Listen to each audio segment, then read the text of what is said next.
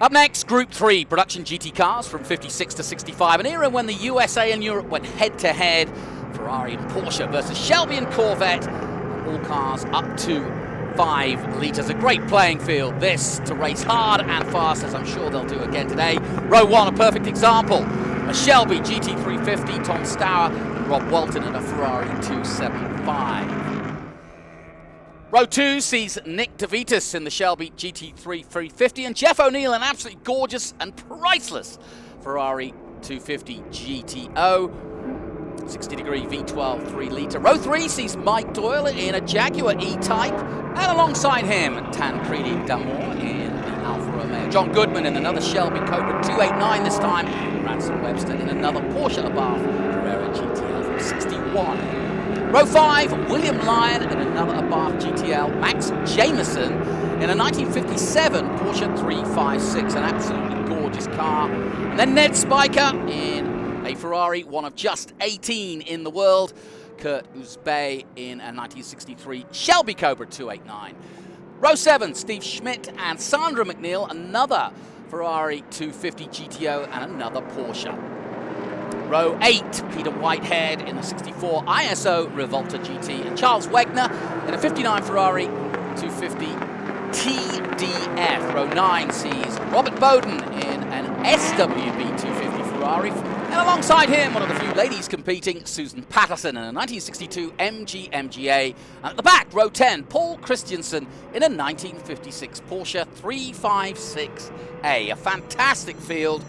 And many of these cars would have raced here at Sears Point when they were brand new. And I'm sure they'll race just as hard today in our Group 3 production GT cars as we get underway for the start of this one. The pace car comes off and we go racing. Here we go. Let's see how quickly that Shelby gets up the hill. I would have thought fairly quickly. Away we go then for our Group 3 race. Second race of the weekend, and away goes the GT Shelby 66 being chased hard by the Ferrari, the 1965 275 GTB Special.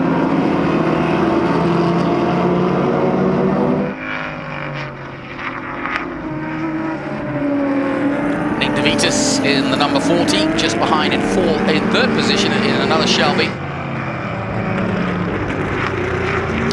Popping through shock, Ransom Webster in the 1961 Porsche Abarth Carrera. I really like that car, and I like this one too. There's nice Porsches in the middle of this one. 55 Ransom Webster down in 8th position. And I was wondering if Sandra McNeil would get out there, and she is. In the 11A.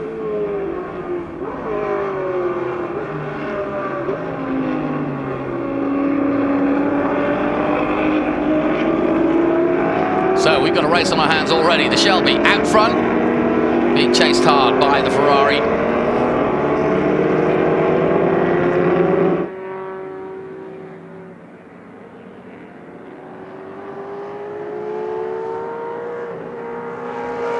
And Rob Walton at the wheel in second place on that 275 GTB.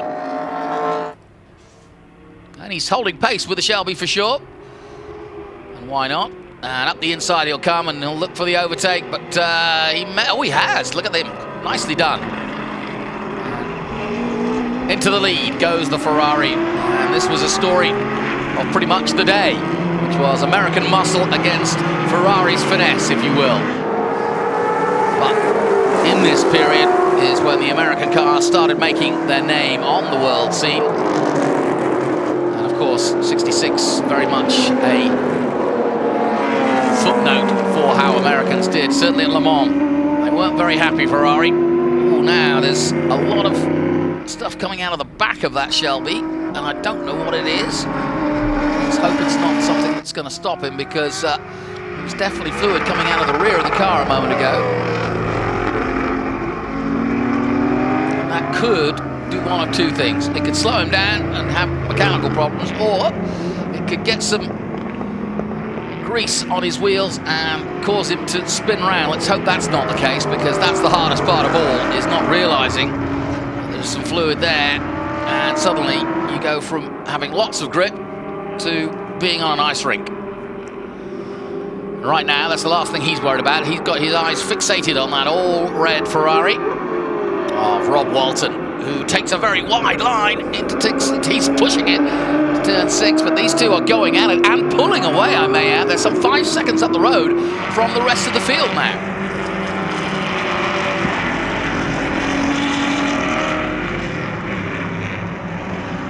And I was about to say, yes, Ford made the big move in there. There's definitely something coming out of the back of that car. Let's hope it's not fuel. We'll take a closer look at both of the cars as they come out of this last corner. Rob Walton, though, in the 15 Ferrari leads the way here in our 60s production cars. Now, take a look at the back of the Shelby as he heads up the hill again. That's where I first noticed it. Certainly not affecting him. He's on full throttle. Now, let's take a closer look at the back of him now. He's starting to slide around just a little.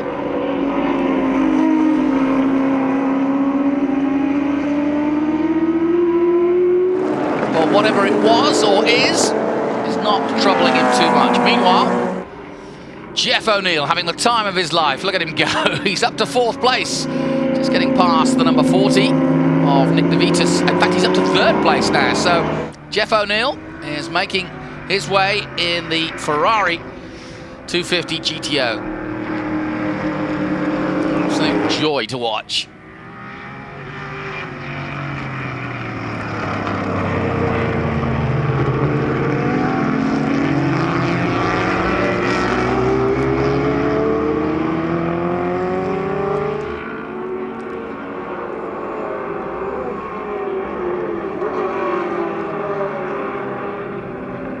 V12 engine as we go back to the leaders, and he's got the lead again, has the Shelby. So I say he's got problems. He doesn't look as though he's got any problems.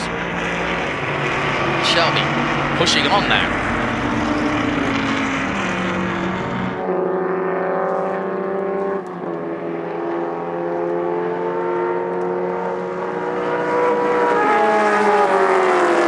Well, it sounds great, doesn't it?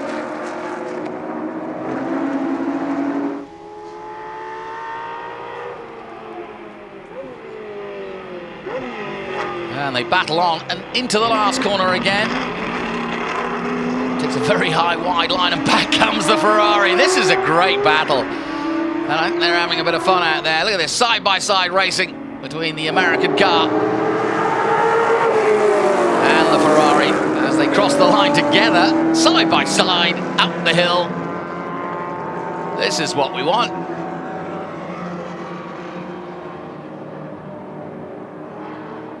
Hanging on to it for sure. And these two are way up the road. And Nick DeVitis and Jeff O'Neill. And O'Neill's just crossed the line now. These guys are way gone. And he's still in 3rd place. Nick DeVitis is in 4th. And then Mike Doyle is in 5th position.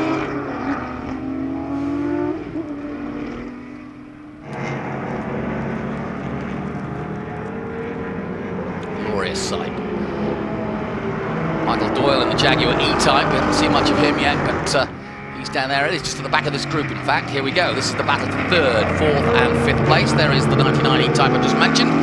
Spoke to Mike Doyle about this car, and actually had a sit in it myself. Beautiful. Leather seats, lovely. Typical Jaguar. And proper, as they say in England. But, it looks unwieldy. It looks such a long nose. It looks as though it would be a hard drive with the wheelbase. I think the elongation at the front makes it look as though it's along the wheelbase, and it probably actually is. He was telling me it drives like a dream. It's a really good handling car. See it as an example there. Back with the 22.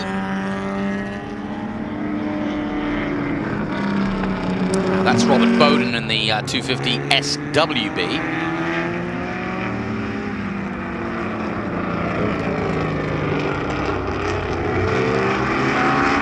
These GTO Ferraris, V12 3-litre engines, Single overhead camshaft.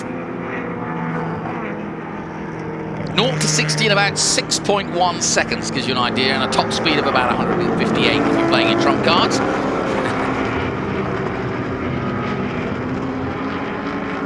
But I bet fully tuned, it probably got up to down some of the bigger Monza and Hockenheims, probably up to 160, and again, if not more.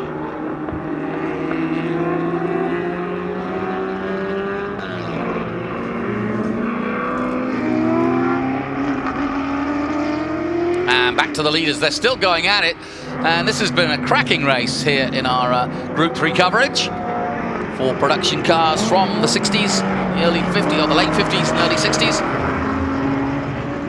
These two have swapped paint and swapped position for the last few laps. And yes, I think he's struggling now to stay with the Ferrari.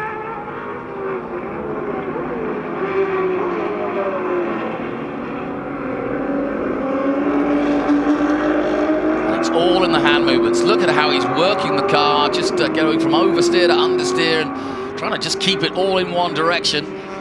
No mean feat, may I add, and it is the way to watch just how good these drivers are, is just to watch the wheel only. We always tend to kind of fixate on the outside of the car, but what you need to do is watch the hands, and then you really get an understanding of just how good they are at muscling these cars around and just basically keeping them in a smooth line. It looks smooth, but when you see the hands and how much they're moving, then you really understand that there's a lot of input there. Deft input, slight input. That's what they say when they take you to the race schools. It's like a lot of input, but just minor touches to the steering wheel can make the big difference. Just changing the trajectory of the car. The same is true of the feet. Further down, there's Sandra Neal, and that battle for 12th, 13th, 14th. Sandra actually in 13th position, and the number 19 of Steve Smith just behind in 14th position. It's definitely one of my favourite cars out there.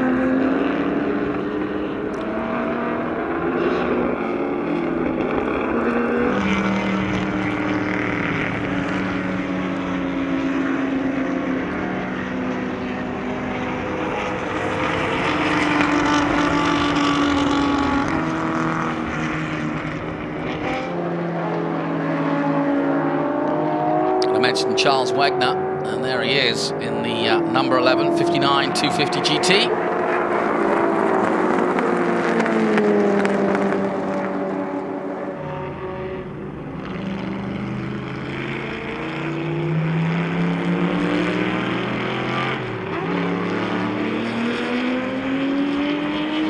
Sandra McNeil, a nice smooth line around there, being chased hard by Schmidt.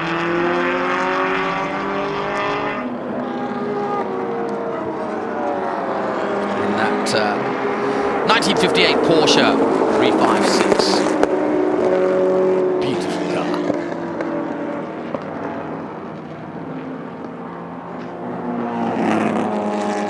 Rob Walton and Camillo Stour at the front have pulled up some 30 seconds ahead of Jeffrey O'Neill.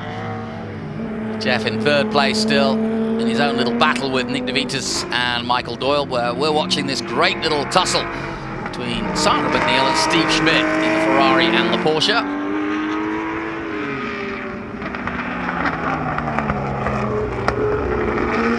'62 Ferrari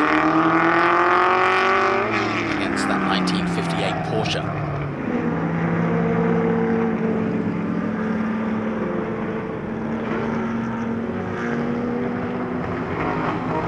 Crosses on the headlights just to protect them from any damage. He's got the adjustable rear flap there.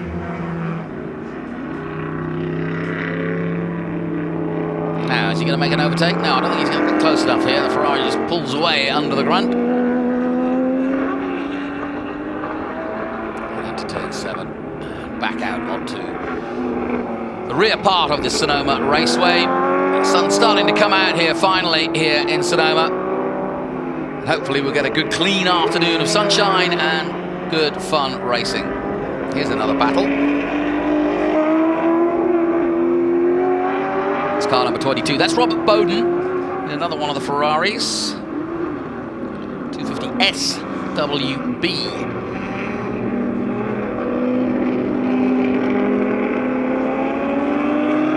Bowden currently in 15th position, chased by Pete Whitehead in the ISO Revolta GT 64.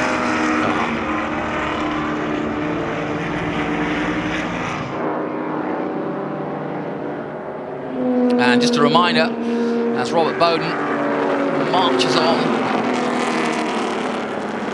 in the number 22, just a reminder that we've got some exhibition laps coming up from the Formula One. That's at about 11:25 local time. And of course, coming up next, the Masters Historic Formula One for 3-litre Formula One cars. And I know Katie's been talking to some of the drivers, so we'll hear from some of them in a while before they head out, or at least during the race.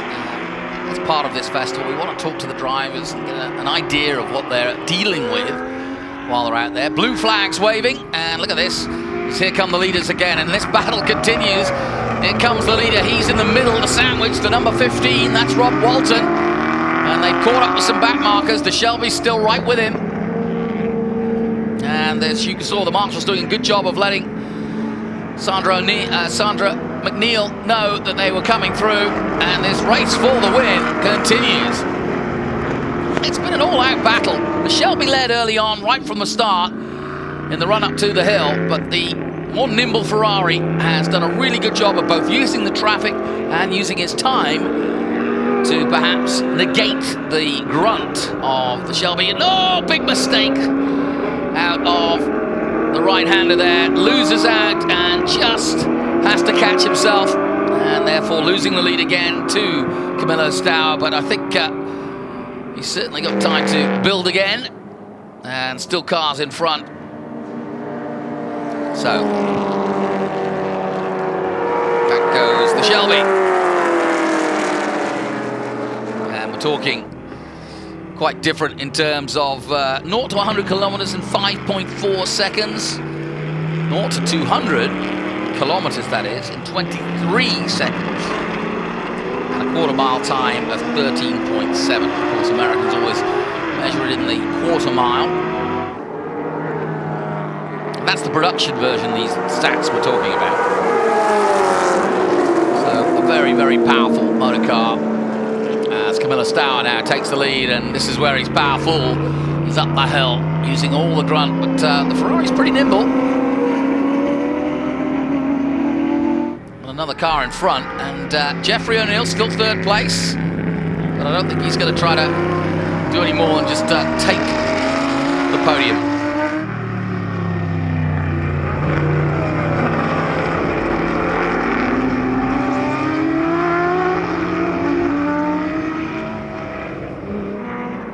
As I mentioned earlier, these are cars that effectively became the backbone to the SCCA events. In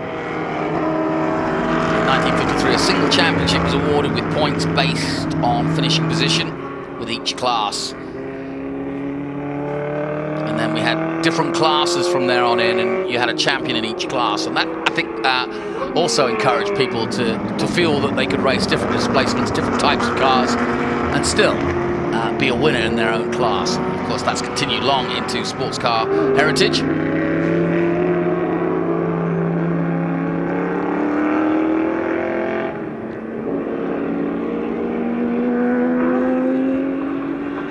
Back with the number 11. They've had a good little battle, these two. Sandra McNeil leading Steve Schmidt in the 19 Porsche. The size of the wheel, you can see that's one of the unwieldy parts, or something that people need to get used to. It's Charles Wagner in the number 11. It's the size of the wheel itself. Race wheels of modern day racing so much smaller. So just the sheer size of the wheel themselves was not a problem, but certainly getting some used to.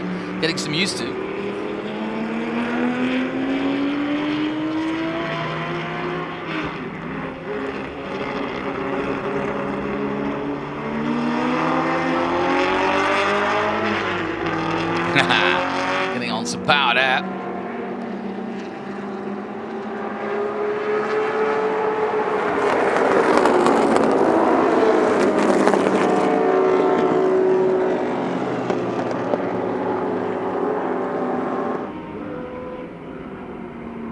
So closing stages of this one. And back to the leaders, and this is going to be a cracking finish as the Shelby all over the road at the moment. And Rob Walton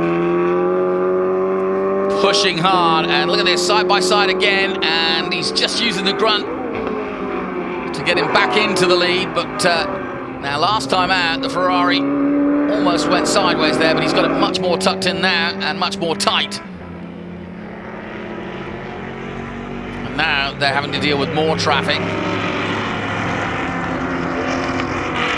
74 of Ned Spike, no, that's 71 of Max Jameson. They're just passing through, passing past.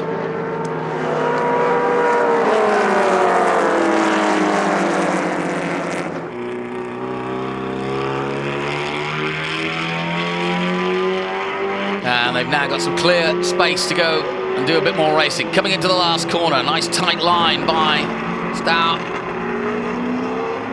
But an even tighter line by the Ferrari. These two will not give it up, I love it. Out of the last corner they come, drifting the Shelby. And this will be the last lap now.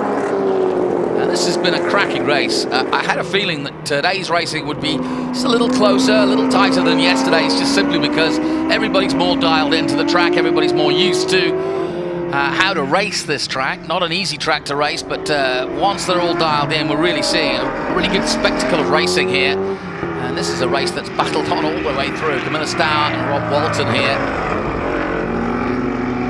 American Shelby up against the Ferrari. I love it.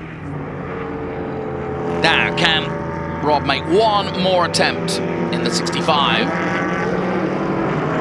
Not close enough just yet. He's going to have some pretty good corners here in the next few corners if he's going to get close enough. Now, this is where he's got to be good. He's got to exit the next corner well, has the Ferrari, if he's going to have any chance of overtaking Shelby. And he's got to get this pinpoint too. No room for error here. You see he gets very close indeed, but is it close enough? He's going to get on the power now, and yeah, a little too much there. But this is his chance, and he knows it. Shelby starting to weave from side to side and get out of shape. There is one car in front of him. I don't think he'll be a problem. The Ferrari getting good grunt now down the hill. Last chance hotel then between these two great racers, and the Ferrari's going to make one look up the inside. He covers it off, and maybe the advantage is having that Porsche on the outside, because through they go. There's not a lot of room for anything else. The Ferrari turns it very tight. It's going to be a neck-and-neck run. Here we go to finish our Group 3 race side by side, and the Shelby's just about going to take it. What a race! Ha ha ha! And confirmation of the result then. What a race. Tommy Stout in the Shelby GT350, the winner over Rob Walton in the Ferrari 275, and Jeff O'Neill taking that beautiful 250 GTO to third place overall.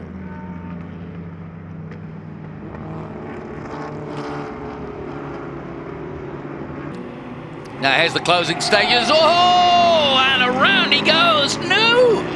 Just about misses out on being hit, but that was a bit of a moment. Everybody trying, and that was Tragedi d'Amore, and that was a big moment in the last corner. Luckily, everybody avoids him, and he avoids going completely round, thankfully. And out comes the checkered flag. You wouldn't want to be a museum curator looking after these cars, saying and tuning in now and seeing your cars race like this. But hey, they wouldn't have it any other way. These owners of these beautiful cars, they were designed to race.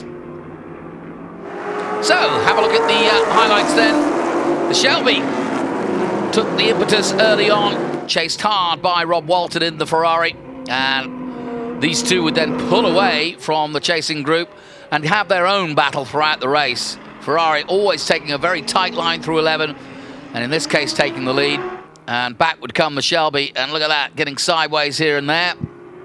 Lots of grunt. Battles throughout, Porsche and Ferrari. And the odd Cobra in the mix. And in the end, that was one of the telling moments. A bit of a mistake by the number 15, Rob Walton. But look how close that was at the end. Wonderful stuff to round out our Group 3 coverage.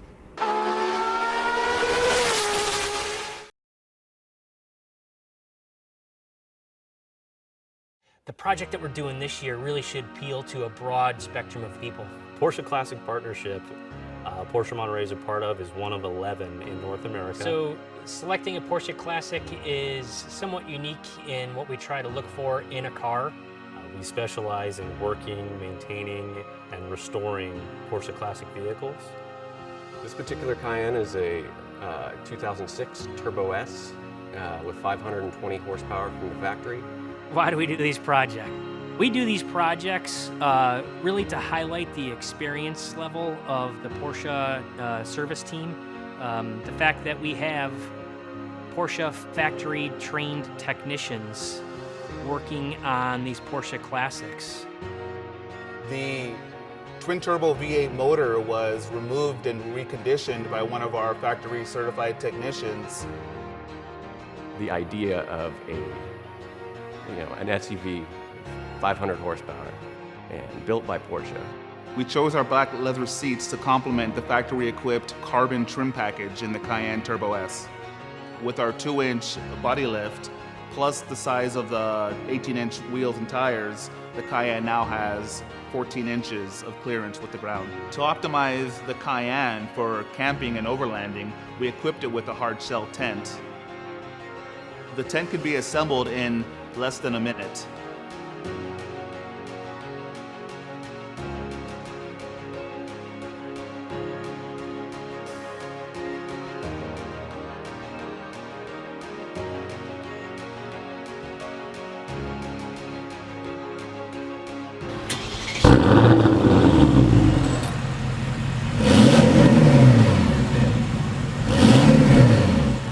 Not only does it have phenomenal off-road capabilities, but for the outdoor adventurer or someone that really is a track enthusiast that wants to be able to tow their car to the track.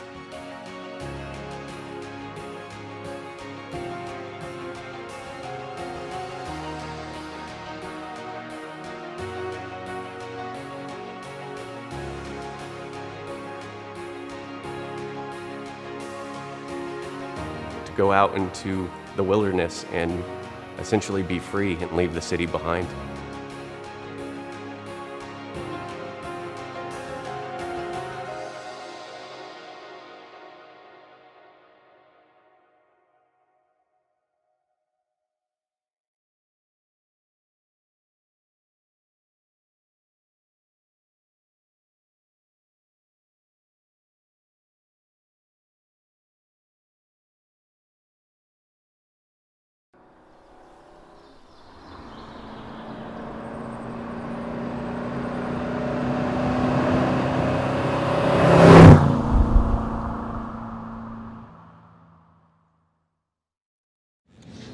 Worth watching the back row, Marcus, as the cars are about to set going. He's got Tom Christensen in the Ford Fairlane Thunderbolt and Marino Franchitti, I believe, in the Ford Galaxy, number 14. So look for them coming through after problems in qualifying. Yes, there's going to be not a lot of space to get through. Yes, Ian Dalglish's car towards the back with Marino Franchitti in it. And Dario's going to be here with us this weekend.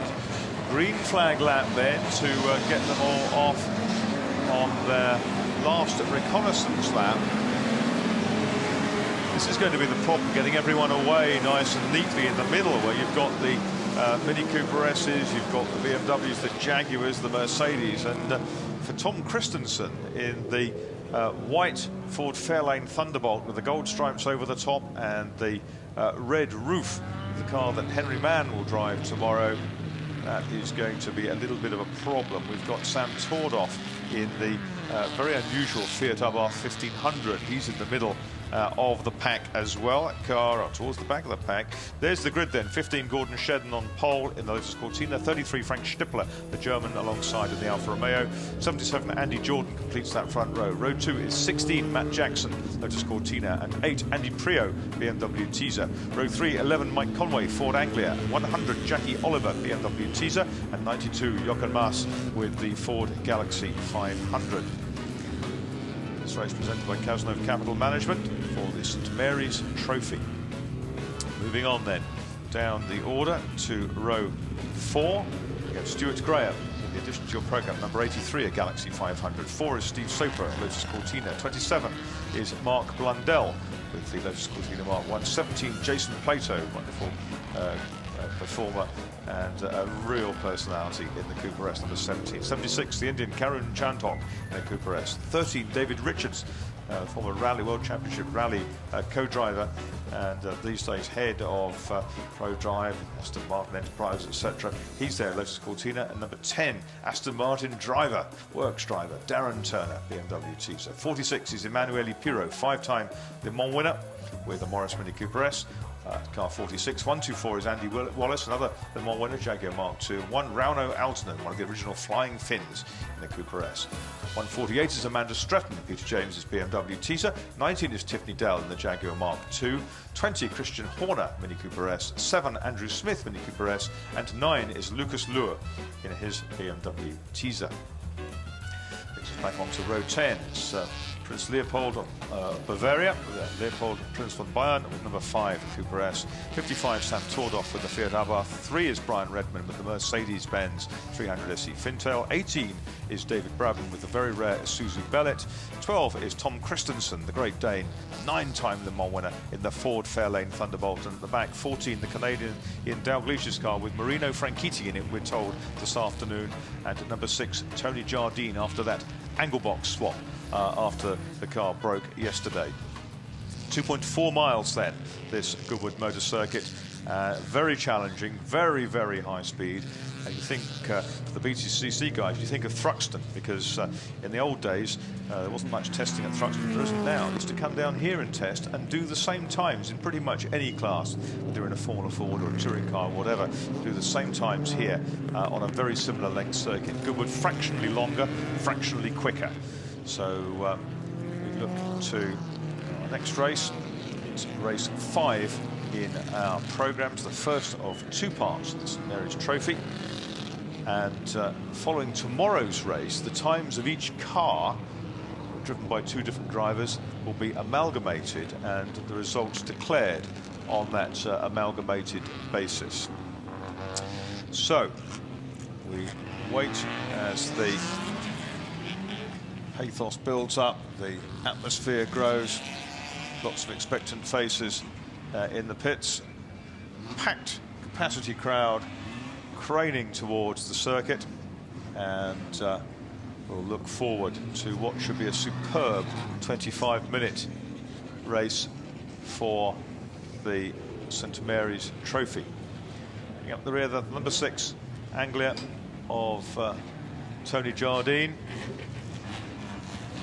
coming through.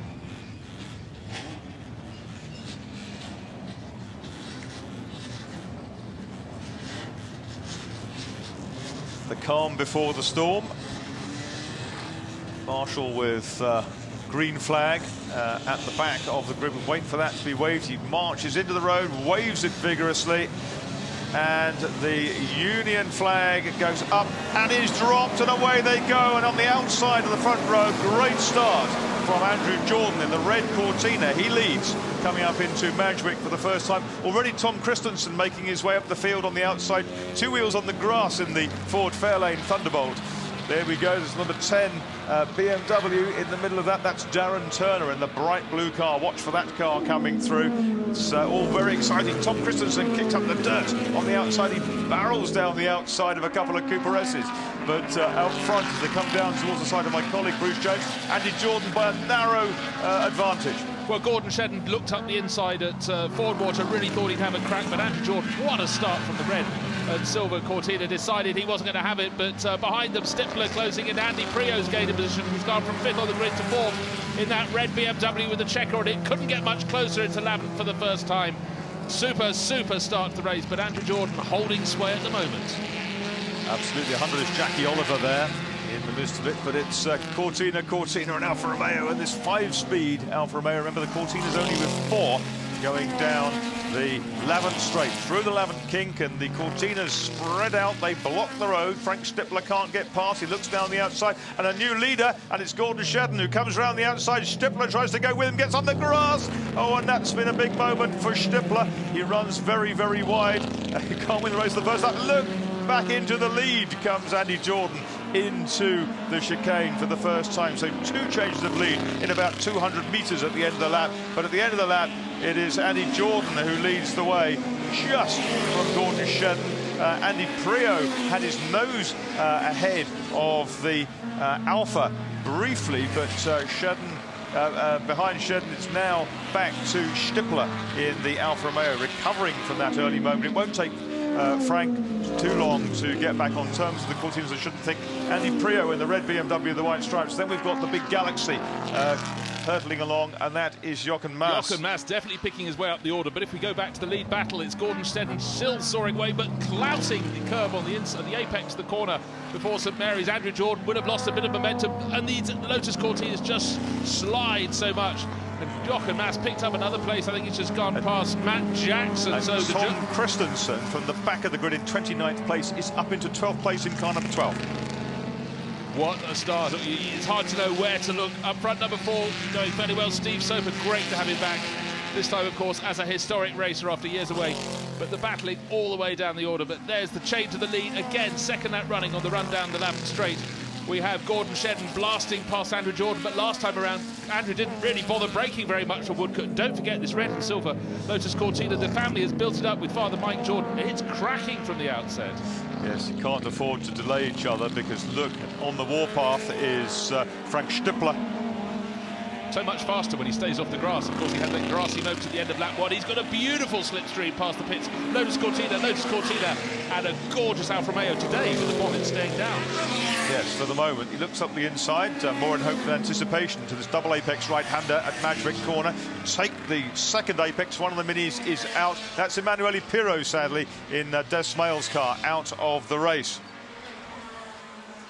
Lead battle and continues with these three. Stippler gluing the Alfa Romeo to the back of the red Cortina. All hooking their wheels on the apex of Ford Water. They're trying to make the corner as wide as it possibly can. Andrew Jordan can't get past Gordon Shedden, so he thought, I know, I'll unsettle him. I'll flash my headlights in his rear quarters. Jochen Mass is up to 4th place ahead of Andy Prio. Jochen Mass in the 7-litre Ford Galaxy.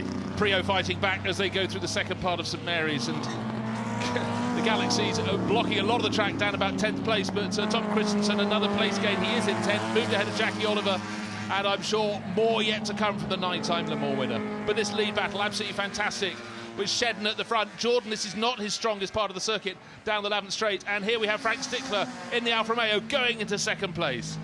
Yep. Down the right-hand side, the track appears to narrow there. It's an optical illusion. It doesn't really narrow. And they come down into the braking area again, a double apex, take the second apex through, hopping the Alfa Romeo, left hooker there, through the right-handed bend. And it's Cortina, Alfa Romeo Cortina as they come through. Shedden, Stippler, and Jordan. Jordan, of course, very new to the Lotus Cortina, the family new to it. Gordon Shedden shares number 15 with his teammate Matt Neal in one of the Silverstone Classic. That's very well sorted. And at first, Andrew Jordan was worried just how sideways the red Lotus Cortina would go, until Father Mike said that's how they're supposed to go. And he's definitely settled into driving it. Tom Christensen, 3 more places gained in 12. Yep, 7th now. Up to 7th in that big white Ford Fairlane Thunderbolt, ahead of Steve Soper and Mike Conway. Fastest lap of the race so far, Frank Stippler, not this last time, the previous time around, 1 minute 31.1 seconds. And Andrew Jordan getting more and more lurid in his pursuit of the 33 Alfa Romeo, but Alfa Romeo stays in 2nd place. Gordon Shedden seems to have things under control at the front.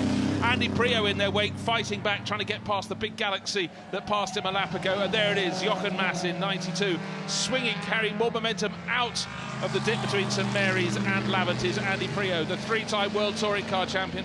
a man with BMW almost printed on him these days. Races for them in the European Le Mans Series and, of course, in the British Touring Car Here comes Championship. Stippler down the outside towards Woodcote Corner. Can he go round Gordon Shedden? It looks like he can. It's a phenomenal move, and he goes round the outside. He's going to run out of ground on the exit. Well, he's a little bit off the apex. He goes out, kicks up the dust. Look at that, a fabulous opposite lock correction from Frank Stippler. He's working furiously in the wheel through the chicane, out on the grass again. Absolutely brilliant. Frank Stippler leads the way, and of course Alex Furiani, who's driving the car with him, who'll drive it tomorrow, is a terrific driver of Alfa Romeos as well. All three of these cars have got great, well-balanced teams of all of them.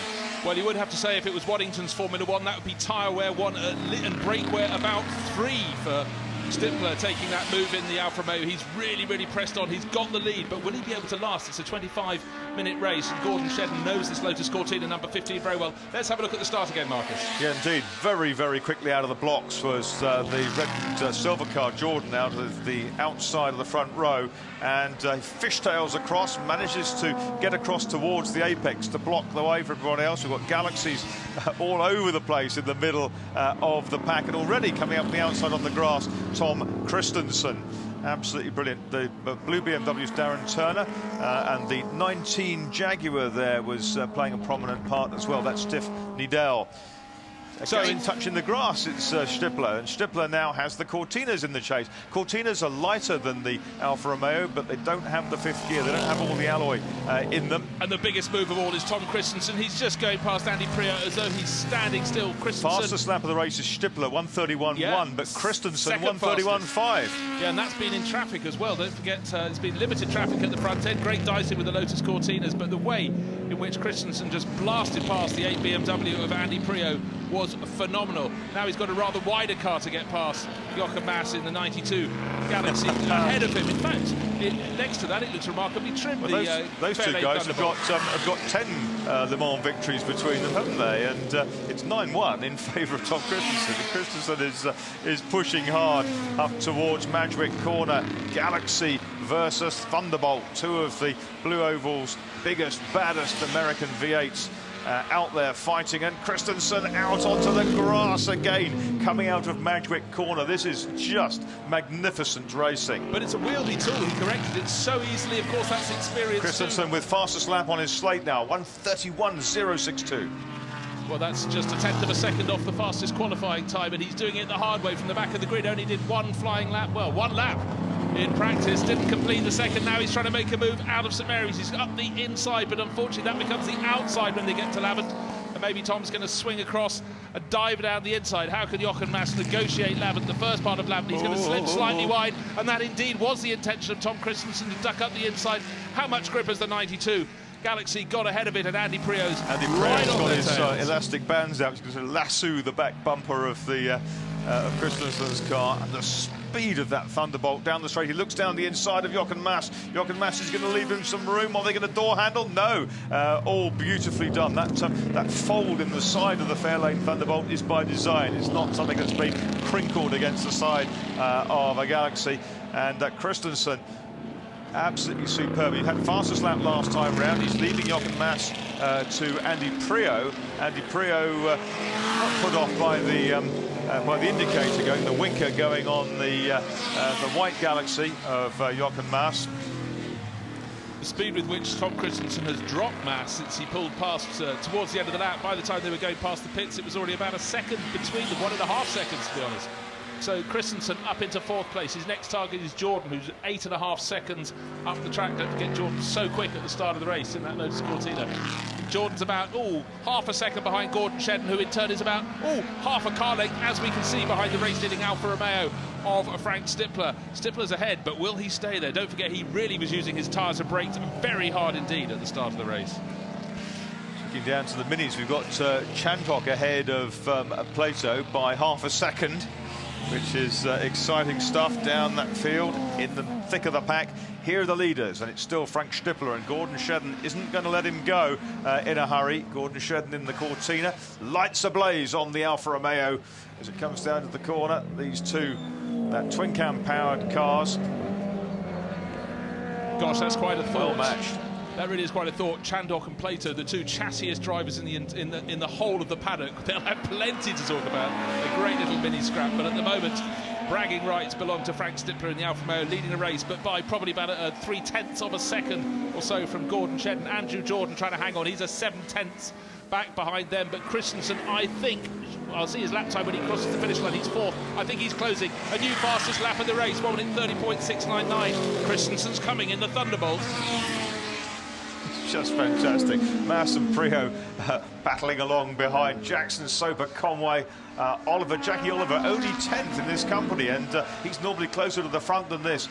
He's driving Richard Shaw's Laranca Engineering BMW, but that 30.699 is a terrific lap from Tom Christensen. Well, the lead battle's closed up again because Shedden's as close as he was last time to Stippler, but Jordan's coming back in as these lead two are slightly delaying each other in their race chase. Jordan's caught up again, just out of shot. You can see the Alfa Romeo 33 leading the race, the 15 Lotus Cortina with Gordon Shedden right in behind. Once we get to another longer angle, you see the red and silver Cortina. You can see it shadowed just in the back of the shot. There's Andrew Jordan right in the slipstream. This is fantastic. And catching all of the Marcus in the background is Tom Christensen. He is catching them. He's 7.9 seconds off the lead as he came round last time round, but he's gaining by, what, a second and a half-ish a lap. And the bonnet's come up on the second place car. The second place Cortina, the bonnet catch has gone on the outside, and that might cause problems as the race goes on for 15. Gordon Shedden with the Team Dynamics Cortina in second place. He's not troubling him yet, but just watch that development. Yesterday it was the Alfa Romeo whose bonnet came up.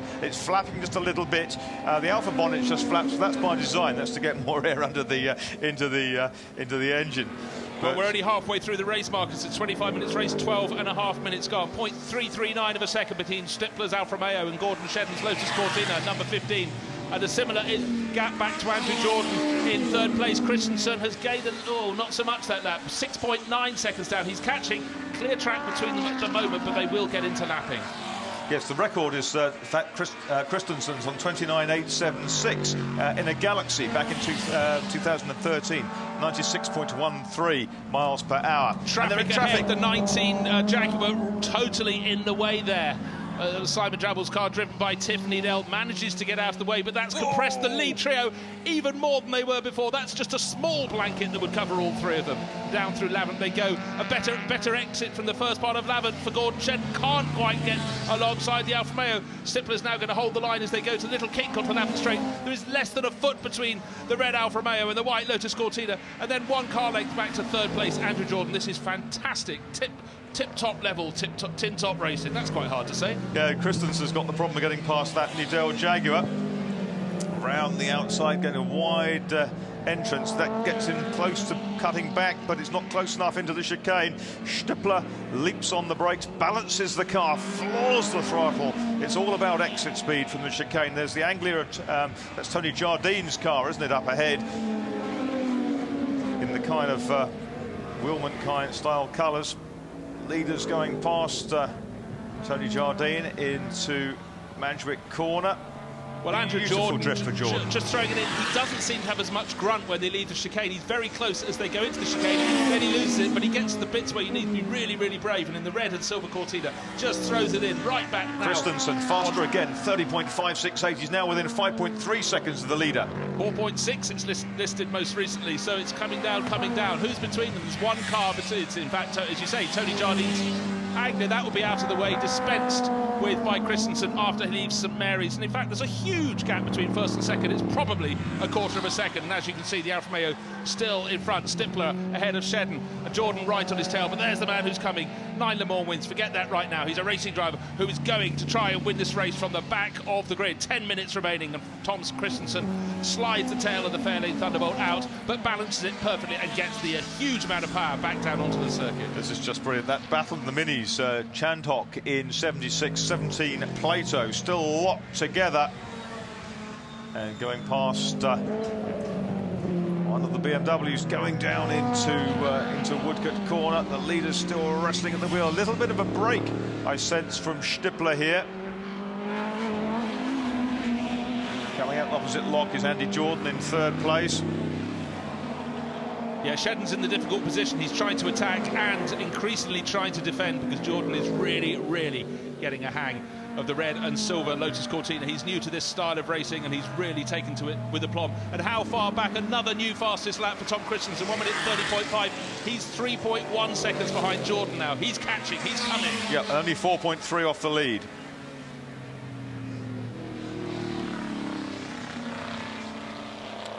Jochen Mass still managing to hold off Andy Prio. Prio tried to fight back several times, just doesn't have the grunt to go ahead of the German in the big Galaxy. They're fighting over 5th and 6th, and Mike Conway, normally racing sports prototypes, going very well. 10th place in Theo Pafitis' Anglia, number 11. He's looks great. Driving that car well above its weight, and he's batting so well in there, the ex-IndyCar racer, now in sports prototypes, as you say.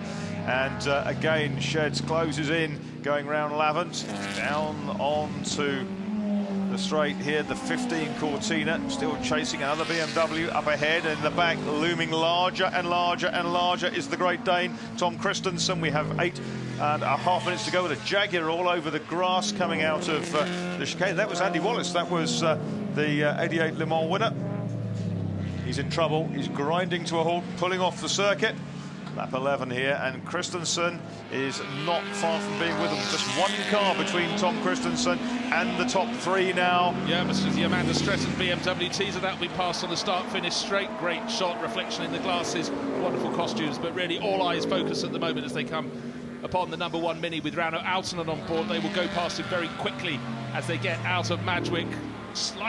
Yes, Jordan has dropped away very slightly from the back of this battle, but I think what's happened is we're getting Gordon Shedden closing in all over again on the race-leading Alfa Romeo, but they don't have to look very hard in their mirrors to see there's something approaching, and it's approaching fast. It's very large. It's quick. 3.2 seconds away from the leader is Tom Christensen. He started 29th in this race, ladies and gentlemen. He's now got Altonen's turquoise Cooper S to go through. Brian Redman ahead of the leaders, hopping up over the curb, up onto 3 wheels, then 2 for the second place Cortina, and Gordon Shedden, absolutely superb, balancing the car.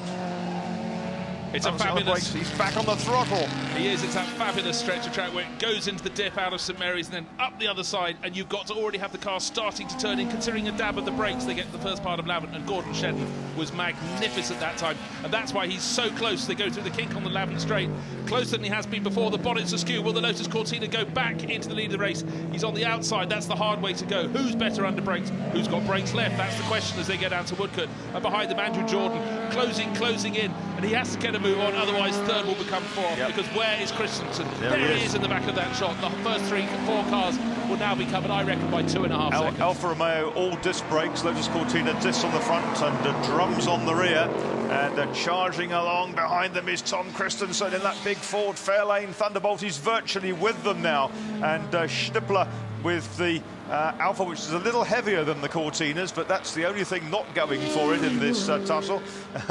2 of the 3 top 3 with the lights ablaze, and here comes Tom Christensen. He's timed his run beautifully, 12 laps down.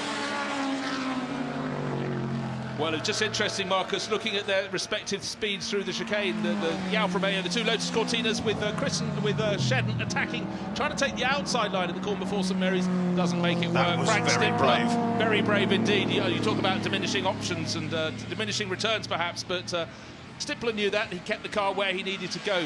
But when you get the acceleration out of a tight corner, the Thunderbolt not so quick into any of these tighter corners, but he's very much quicker out of it.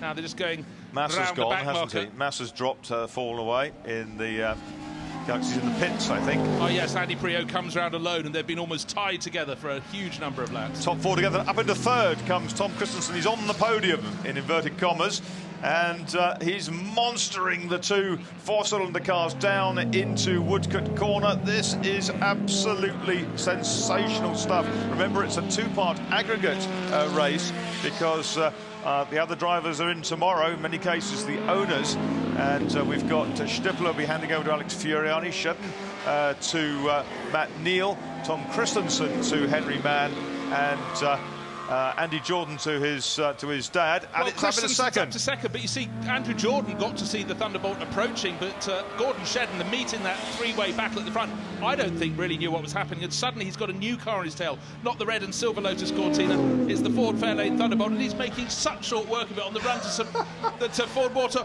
Boom! Into the lead goes Christensen. Absolutely sensational. And we've got up the inside. Shed's decided now is the time to pounce. He found a line there that was innovative, to say the least, and he got past Frank Stippler, and it's a forward 1-2 again. Now this is the moment for Andrew Jordan to try and pass Paul. That was on the grass, wasn't it, yeah, for Christensen? Up behind the Isuzu Bellet. That's going to compress the group going into Lavant corner. Big drift there from Shedden in second place, trying to do anything, and we have Stippler trying to fight back in the Alfa Romeo. Andrew Jordan trying to hang on, the Isuzu Bellet out of the way. Well done to David Brabham there, kept it off the racing line, and that allows this lead quartet. Isn't that fantastic? 3.5 minutes remaining. We're talking about a lead quartet covered by a second and a half, but it is going to go out. Down the outside comes Stippler. He's locked a wheel, he's got it very sideways, he's out over the grass again. That's Costin Deer. He's run wide onto the tarmac. He drops back into fourth place behind Andy Jordan. So it's a Ford 1, 2, 3. It's Tom Christensen who leads the way. In second place it's Gordon Shedden, and in third place now it is Andy Jordan, with behind them the chastened Frank Stippler in the Alfa Romeo. Yeah, that was lap 1 revisited at the end of the opening lap. The Alfa Romeo was on the grass. This time he went even further off. I'm just thinking, I think Henry Hope Frost is going to have the easiest winners interview to do all day. Just hand the microphone to Tom Christensen. Wow. And that's as they came in. We had Shedden with an inside front wheel lock. That was dramatic. There we go. Did very well not to understeer into the Alfa and nail him off into the bank. Yes, all eyes on the Alfa. You could see it starting to go, but Shedden was doing his best to hang on, using the grass and more at the kink before St Mary's, going past one of the minis.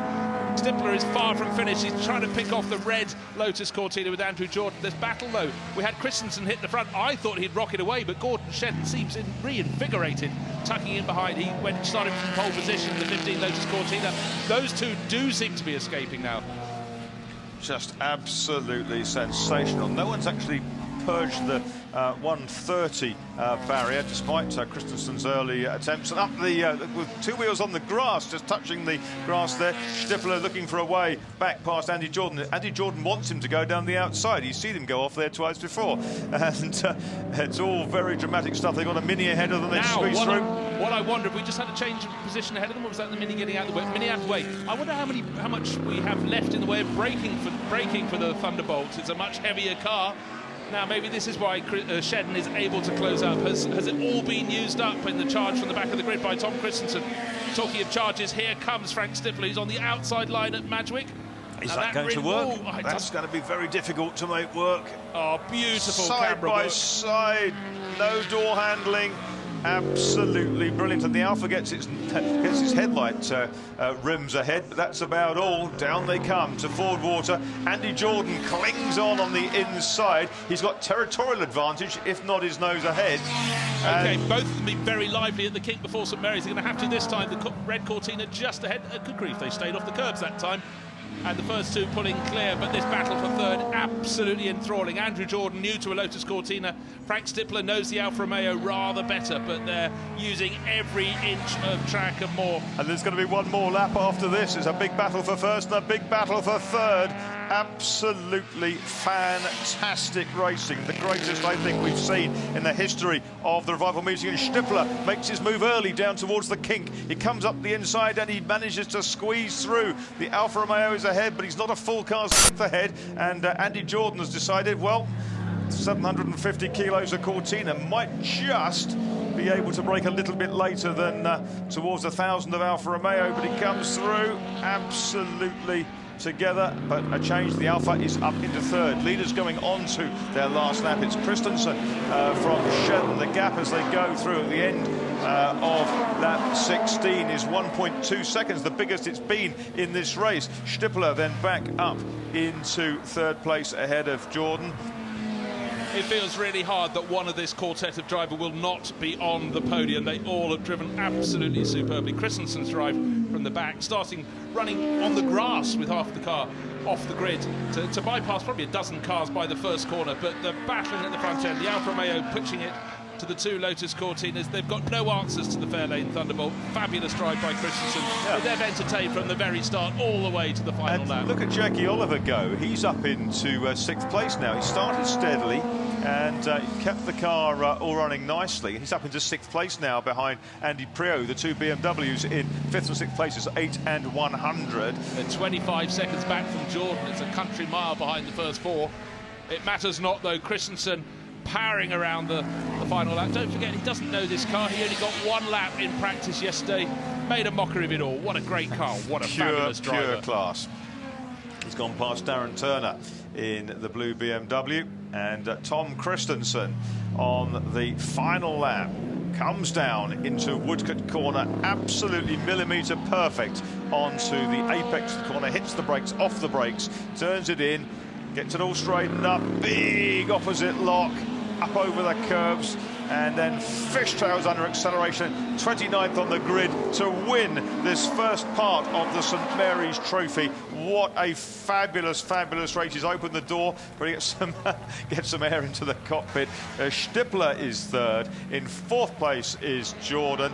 5th is going to be number 8, which is Andy Priaulx, who was looking out of the window as one of the Minis went flying off onto the grass.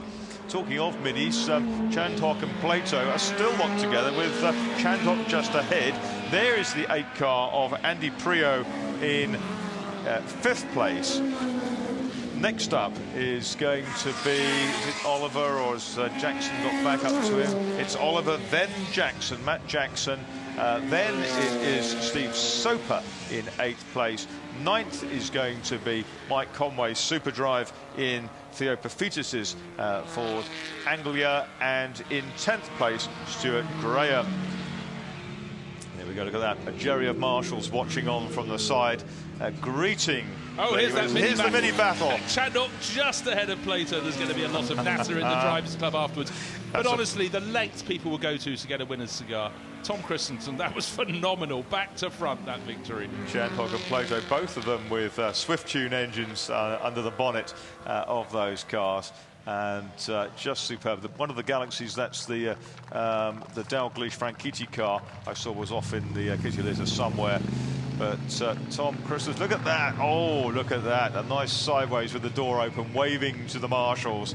That is brilliant. Waggling the tail of the Ford Fairlane Thunderbolt. Just a sensational drive. Really superb. And, well, it's all going to happen again tomorrow. And then the owners are going to be on board. Among them, top novelist Peter James, who's been watching in the commentary box during that first leg of the St Mary's Trophy. So good luck to him. It's BMW that Amanda Stretton was driving today. But in the meantime, wave your programs, ladies and gentlemen, boys and girls.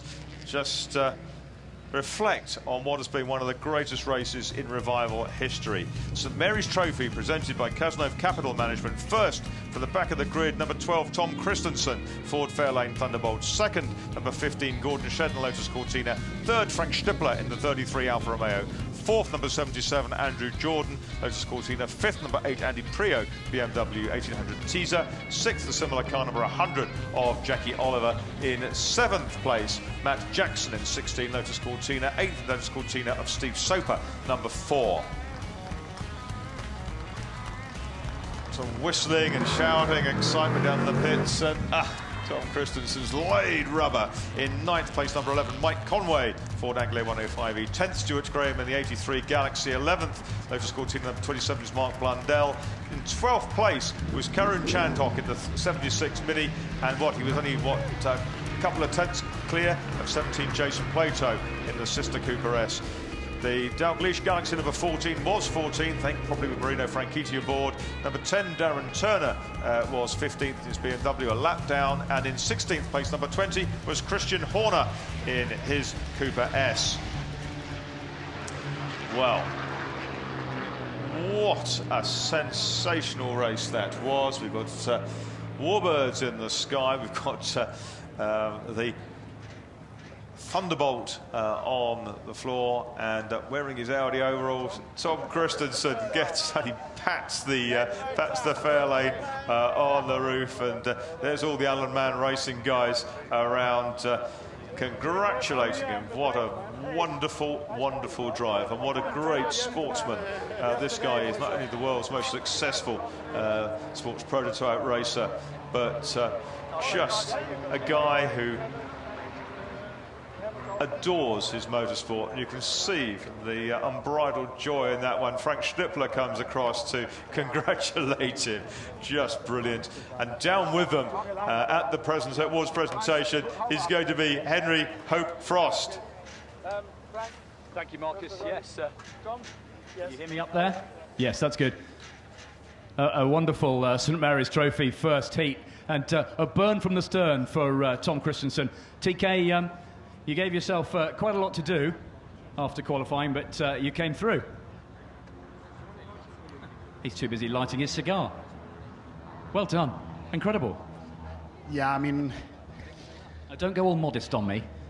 No, but I drove a Galaxy 2 years ago, so with that experience gained me, because yesterday I got, I don't know, I got 400 meter on a time lap. I didn't finish a time lap, so I hardly slept this night because it's a big engine, it's a big tool, and the smallest mistake and you're off, which I was a couple of times, but not more than you just return on track with the car. And the mechanics have done an awesome job. I don't think they have slept as well, because yesterday, I come and then I drive 400 meters and the car dies. So for sure, they have done an outstanding job, and it goes like a rocket, and that says for itself. I barely have any experience in the car, starting last and able to win. That tells a lot about the car. If you'd started at the front, it would have been really boring. No, then I might have stalled or some other things, but you never know. But I mean, at least you go into a day and it's a great celebration here. And I just wanted to enjoy the day and try to get up. I spoke with Lucas Lua before the start, and I said him and David Brabham that I'll pass them before the line. But I'm pretty sure I did, because there was space on the outside, and that I think gained a lot of track position on the first lap. One of the best things we've ever seen at the Revival. Thank you. Speechless. Cigar. Flash, come forward. Gordon Shedden, second place in the Dynamics Ford Cortina. You guys were so busy, you, Andy and Frank. Did you see him coming? I didn't see him coming, but I felt him coming when he passed me. It was... Yeah, the little Cortina, it kind of feels a little bit like bringing a water pistol to a gunfight when the Fairlane comes past you. It's the wrong artillery. Now, did he slow down a bit after he passed you, or did you wake up? Because you stuck with him. Yeah, he started sliding about a bit. I gave it absolutely everything, obviously the aggregate race. So, I just wanted to give it my all to the checkered flag. But on today, no chance to fight with Tom. But what a fantastic race! Lots of moves. Great fight with Frank as well for most of the race. So yeah, I'm sure everyone would have loved watching it. You look like you've worked harder than you do in a BTCC race. Yeah, a little bit. I feel like that as well. It hasn't been pointing in a straight line too often throughout the lap here at Goodwood, but lots of fun. Driving every lap with a massive smile on my face, and yeah, it's awesome. Well done, Flash. Matt's got to do it all again tomorrow. Yeah, he's got to get his finger out, but no pressure. But I'm sure he'll be absolutely fine. Well done, Gordon. Let me talk to Frank Stippler, third place in the little Alfa Romeo. That was like a GT3 race around the Nordschleife. It was just all over each other. Yes, it was a lot of fun, and we had some nice tight battles until Tommy came with his big ship. Unfortunately, it could have been even tighter until the end, but I lost some meters when he overtook me, and the Cortina came by. So anyway, it was a very nice race, and I hope the public enjoyed it. You ran a little bit wide at Woodcote in the latter stages of the race. Do you think you might have been able to get Gordon if you hadn't done that? Maybe not. It's over now, and third place, okay. If you don't win, it's not so important if you finish second or third. Anyway, I hope that Alex can do a nice job tomorrow, and then we will see where we end up. Great sport. Well done, Frank. Thank you. Thank you very much.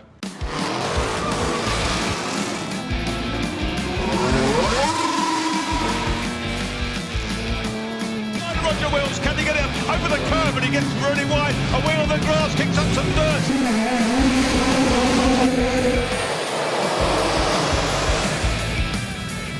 Oh, is he slowing? Can he get that? Oh, he's ripped the front off the Dumas car.